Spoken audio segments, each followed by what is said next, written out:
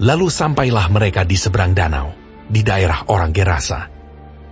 Baru saja Yesus turun dari perahu, datanglah seorang yang kerasukan roh jahat dari pekuburan menemui dia.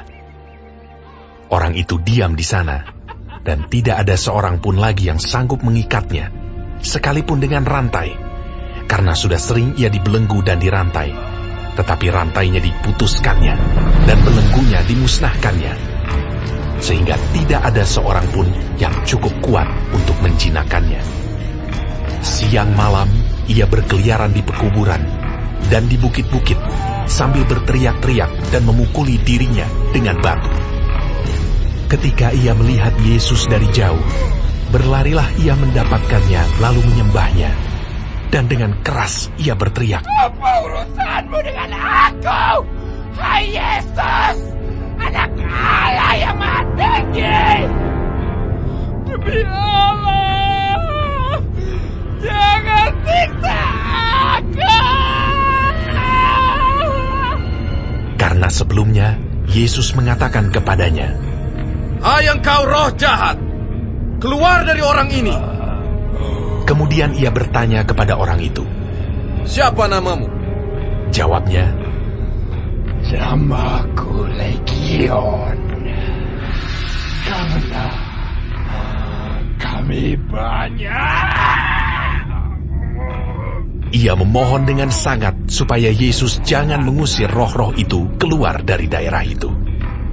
Adalah di sana di lereng bukit sejumlah besar babi sedang mencari makan. Lalu roh-roh itu meminta kepadanya, katanya, "Suruhlah kami pindah ke dalam babi-babi itu. Biarkanlah kami memasukinya." Yesus mengabulkan permintaan mereka. Lalu keluarlah roh-roh jahat itu dan memasuki babi-babi itu. Kawanan babi yang kira-kira 2.000 jumlahnya itu terjun dari tepi jurang ke dalam danau dan mati lemas di dalamnya. Maka larilah penjaga-penjaga babi itu dan menceritakan hal itu di kota dan di kampung-kampung sekitarnya. Lalu keluarlah orang untuk melihat apa yang terjadi. Mereka datang kepada Yesus dan melihat orang yang kerasukan itu duduk, sudah berpakaian, dan sudah waras. Orang yang tadinya kerasukan legion itu. Maka takutlah mereka. Orang-orang yang telah melihat sendiri hal itu menceritakan kepada mereka tentang apa yang telah terjadi atas orang yang kerasukan setan itu dan tentang babi-babi itu.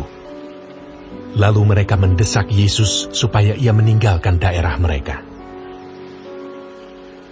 Pada waktu Yesus naik lagi ke dalam perahu, orang yang tadinya kerasukan setan itu meminta supaya ia diperkenankan menyertai dia. Yesus tidak memperkenankannya, tetapi ia berkata kepada orang itu, "Pulanglah ke rumahmu, kepada orang-orang sekampungmu, dan beritahukanlah kepada mereka segala sesuatu yang telah diperbuat oleh Tuhan atasmu, dan bagaimana Ia telah mengasihani engkau." Orang itu pun pergilah dan mulai memberitakan di daerah Dekapolis segala apa yang telah diperbuat Yesus atas dirinya, dan mereka semua menjadi heran. Sesudah Yesus menyeberang lagi dengan perahu, orang banyak berbondong-bondong datang lalu mengerumuni dia. Sedang ia berada di tepi danau, datanglah seorang kepala rumah ibadat yang bernama Yairus. Ketika ia melihat Yesus, tersungkurlah ia di depan kakinya dan memohon dengan sangat kepadanya, "Anakku perempuan sedang sakit, hampir mati. Datanglah kiranya dan letakkanlah tanganmu atasnya, supaya ia selamat dan tetap hidup." Lalu pergilah Yesus dengan orang itu. Orang banyak berbondong-bondong mengikuti dia dan berdesak-desakan di dekatnya. Adalah di situ seorang perempuan yang sudah 12 tahun lamanya menderita pendarahan. Ia telah berulang-ulang diobati oleh berbagai tabib, sehingga telah dihabiskannya semua yang ada padanya. Namun sama sekali tidak ada faedahnya. Malah sebaliknya, keadaannya makin memburuk. Dia sudah mendengar berita-berita tentang Yesus, maka di tengah-tengah orang banyak itu, ia mendekati Yesus dari belakang, dan menjamah jubahnya. Sebab katanya, asal ku jamah saja jubahnya, aku akan sembuh. seketika itu juga berhentilah pendarahannya, dan ia merasa bahwa badannya sudah sembuh dari penyakitnya. Pada ketika itu juga Yesus mengetahui bahwa ada tenaga yang keluar dari dirinya. Lalu ia berpaling di tengah orang banyak dan bertanya, Siapa yang menjamah jubahku? Murid-muridnya menjawab, Engkau melihat bagaimana orang-orang ini berdesak-desakan dekatmu, dan engkau bertanya siapa yang menjamah aku. Lalu ia memandang sekelilingnya untuk melihat siapa yang telah melakukan hal itu. Perempuan itu yang menjadi takut dan gemetar ketika mengetahui apa yang telah terjadi atas dirinya, tampil dan tersungkur di depan Yesus, dan dengan tulus memberitahukan segala sesuatu kepadanya.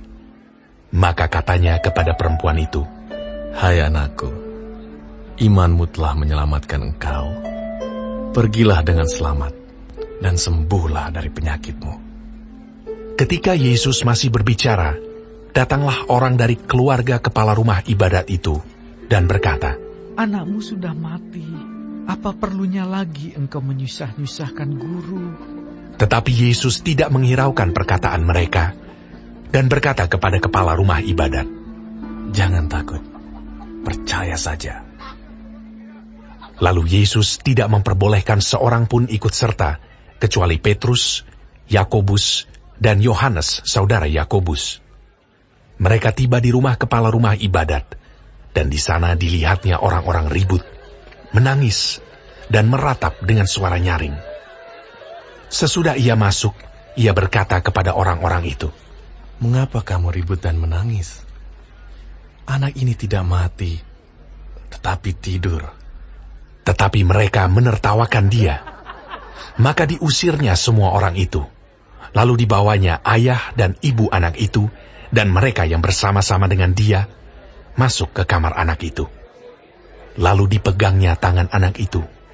Katanya, Talita kum, yang berarti, Hai anak, aku berkata kepadamu, bangunlah. seketika itu juga anak itu bangkit berdiri dan berjalan, sebab umurnya sudah 12 tahun.